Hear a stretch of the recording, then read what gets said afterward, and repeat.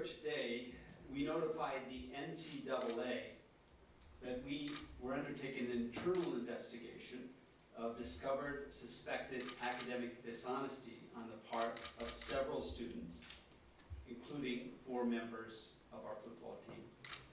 Because of potential NCAA violations, the student athletes will be held out of practice and competition until the conclusion of the ongoing investigation in accord with our honor code process. Any possible academic dishonesty by other students will also be addressed appropriately. But let me emphasize something. At this juncture, no one has been judged responsible for academic dishonesty. No one has been dismissed from the university, and no sanctions have been imposed, or no judgment has been made yet. Integrity is at the heart of our mission as a university. Academic dishonesty strikes at that heart. As we investigate, we will redouble our efforts to reinforce the importance of honesty in all we do. We are also examining ways to better convey to our students that they can avail themselves of legitimate assistance without cheating. We are committed to taking strong action and to using this experience to reinforce among our students the importance of honesty in all they do. I would like to provide you with some background, with the understanding that the investigation is in its early stages, which limits the amount of detail we can provide. At the end of the summer session, suspicions arose on the part of a member of our academic staff that students had submitted papers and homework that was written for them by others. This was referred to the Compliance Office in Athletics on July 29th. The Office of General Counsel then initiated an investigation, and that investigation is ongoing. The university has decided that if the investigation determines that the student athletes would have been ineligible for past competitions, Notre Dame will voluntarily vacate any victories in which they participated in. This difficult, though necessary step is commensurate with the seriousness of the suspected academic dishonesty. Academic misconduct has no place at a university. I want to reiterate that we will work diligently to ensure that the investigation is thorough, and that as a result, we will make any changes necessary. And now, Jack and I will be happy to respond to any questions.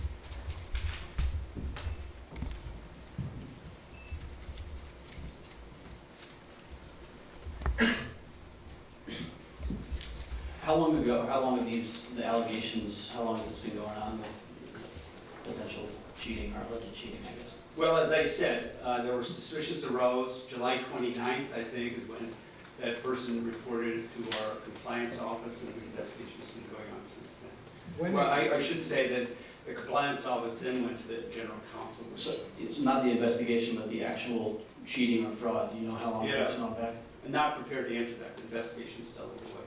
Are there potentially more former football players or other students who are no longer at the university involved? No, we're investigating right now. I just don't want to speculate on who's involved, who's not involved at this point. Father Jenkins, when did Brian Kelly, when was he pulled into the loop on this, and how might this affect him and his status? I think Jack had a conversation with Brian yesterday, but I want to say right now that we have great confidence in Brian, in his staff, and they have been nothing but supportive and helpful in our investigation. Do you have an estimated timetable in terms of when those 4 players will, and the other students will know their fate? We'll go as quickly as we can, but our emphasis will be on thoroughness. We will take as long as it takes to have a thorough and fair investigation and to proceed through our honor code process.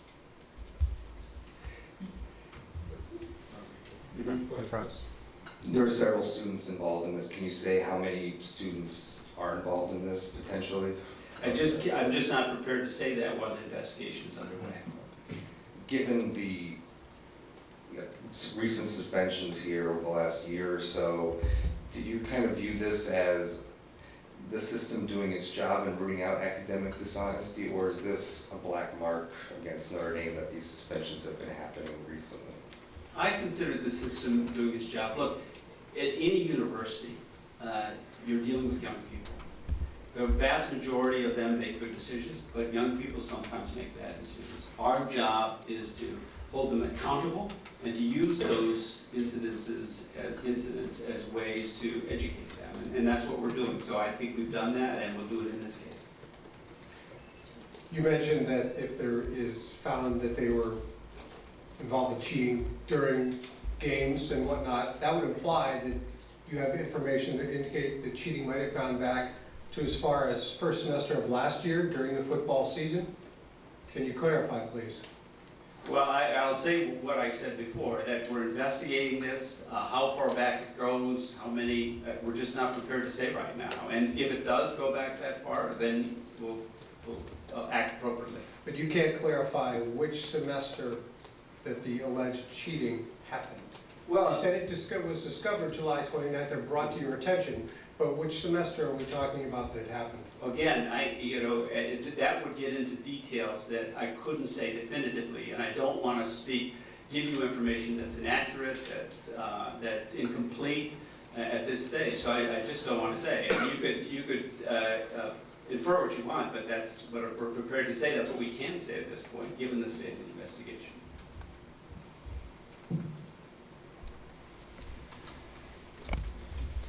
During your investigation, have you found that, is it just the players involved, are there other people in the program who knew about this, and when would some of the other coaching staff have figured this out? There are student athletes and non-student athletes, and I want to make this clear, no evidence that anyone, Brian Kelly, his coaches knew about this. Same way with the academic staff. Once an academic staff member had suspicions, immediately brought it to our attention. Has the NCAA contacted you at all about investigating on their own, or do you expect them to look into the matter as well? We contacted the NCAA this morning, and we informed them the steps we're taking, and they are comfortable with that right now. I don't want to speculate what they will do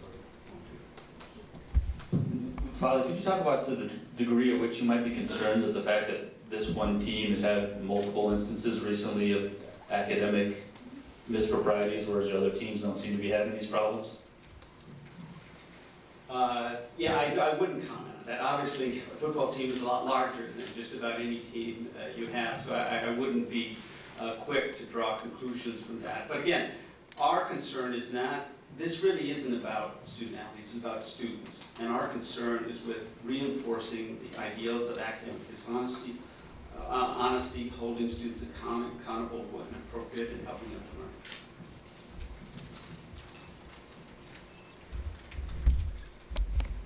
If these players are found to be guilty of academic dishonesty, will this force Notre Dame to reevaluate the type of student athlete it recruits and the standards at which they apply to come here?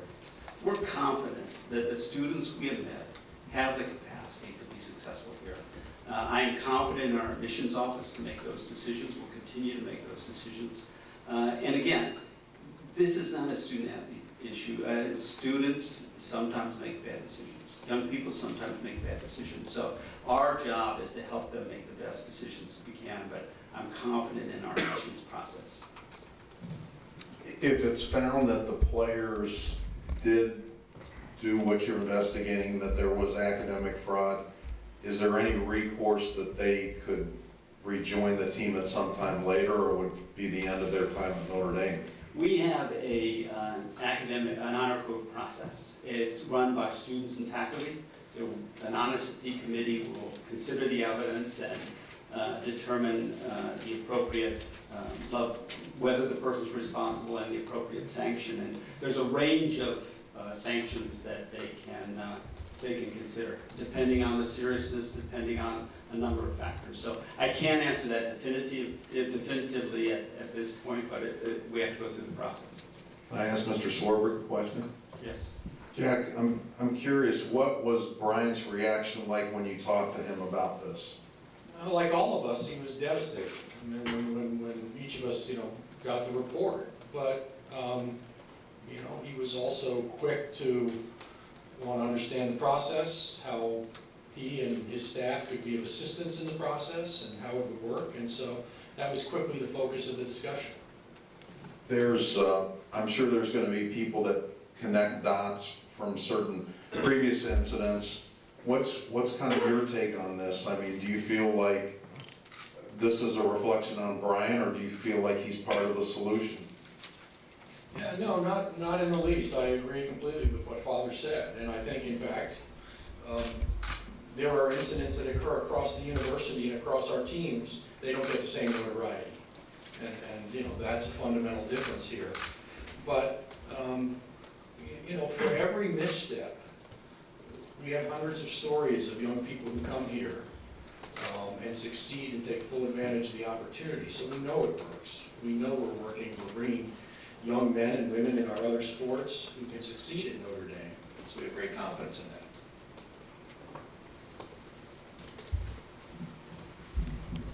You mentioned, Father, that students are involved in the process of seeing whether, this was done or not. The fact that this school is out now, will that slow the process at all? And is there any hope that these 4 could be cleared in time for the first game? Well, I don't want to speculate on when they'll be cleared and when they're not. As you know, students will be coming back in the coming week. We have to get those students involved, and we will move it, as I said, as expeditiously as possible, but our primary concern is thoroughness. You mentioned those 4 specific players in the press release that went out. Are there other players that are under investigation at this point, or why was it those 4 that were singled out?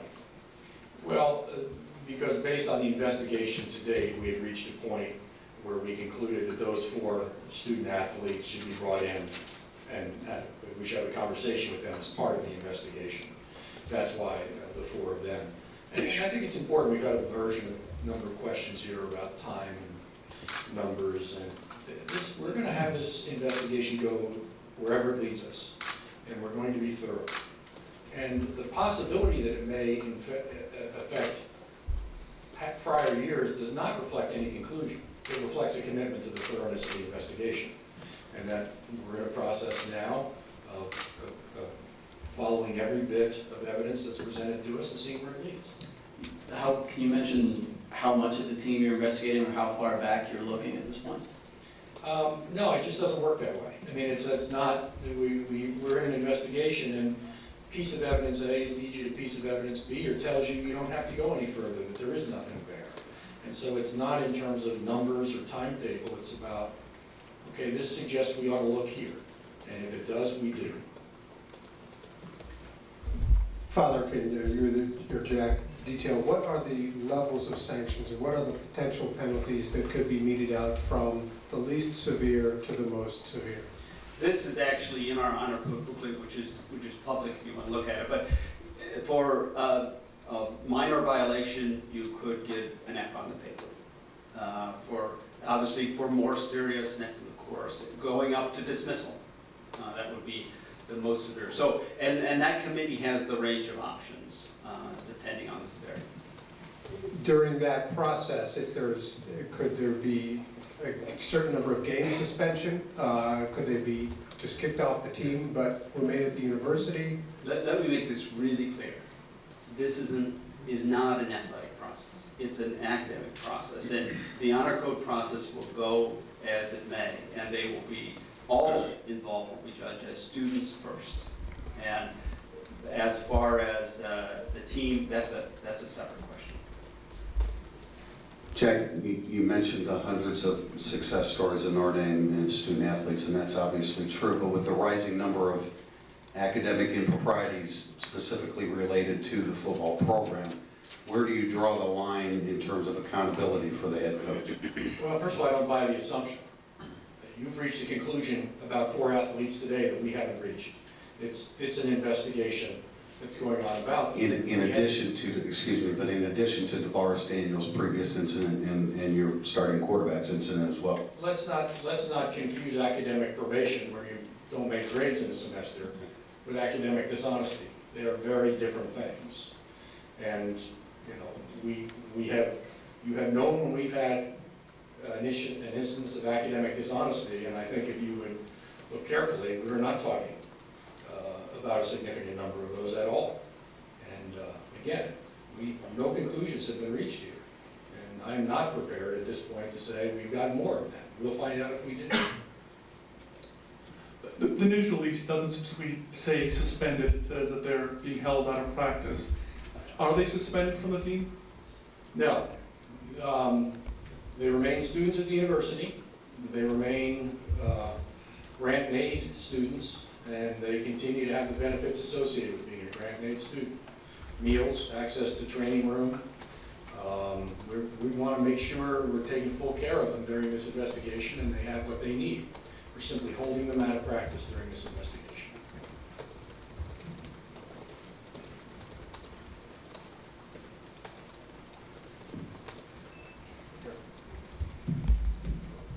Do you have any sense, either one of you, of possible NCAA, how they would handle this? What's your sense of where that's headed?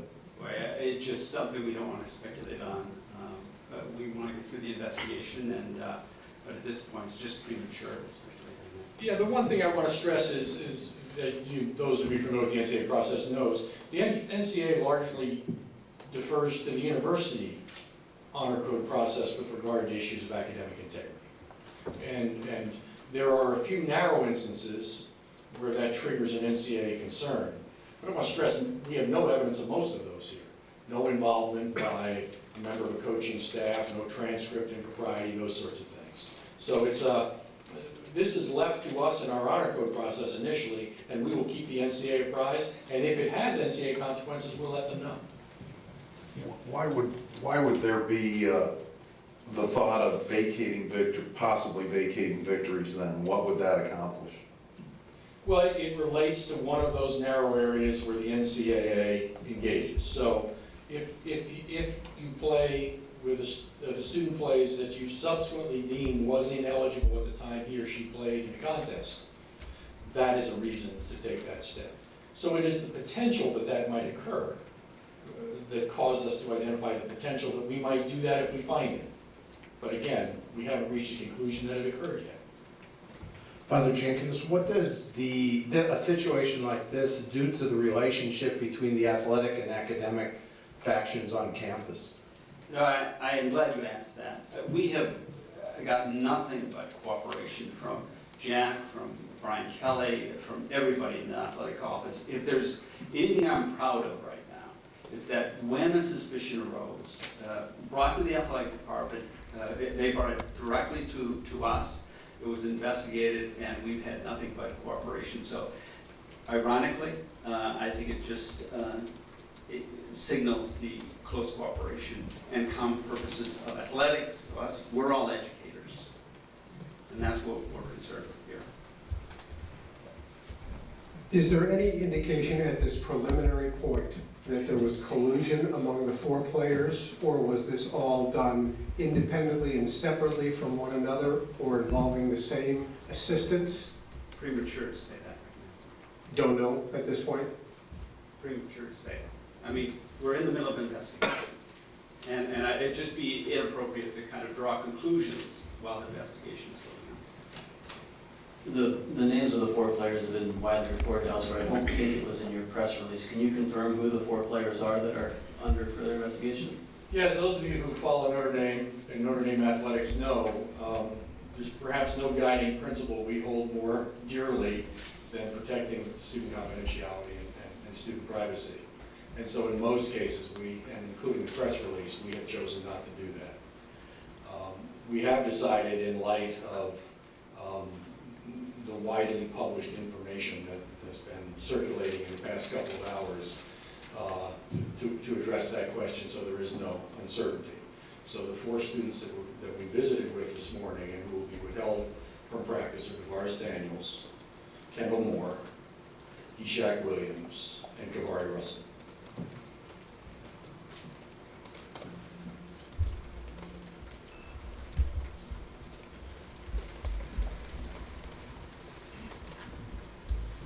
Either one of you, I know it's early now, but if this thing were to take you further back into investigating past seasons, what's protocol for getting guys who maybe not here anymore in the NFL to confess or tell you information? And how do you approach that? Let me just say, it's, what we have is our honor code, and it doesn't address that issue. I think we just have to make the best judgments we can, given the circumstances. I don't know, Jack. Yeah, I think that's right. But I will also say that the young men who have been through this program have a certain pride in it. And if we need to talk to them, I expect them to be fully cooperative. But again, at this point, that's a hypothetical issue. Have you reached out to any former players, and how have they responded? No. I mean, keep in mind, I'm answering that for me. I am not an investigator in this process. Father Jenkins, you mentioned this is an academic issue. An incident on the scale of this, is this a common thing for the school to investigate, or is this a unique situation? I would not say it's common, but you have incidents of suspected academic honesty that involve more than one person, maybe of a similar nature. So, not common, but but it happens.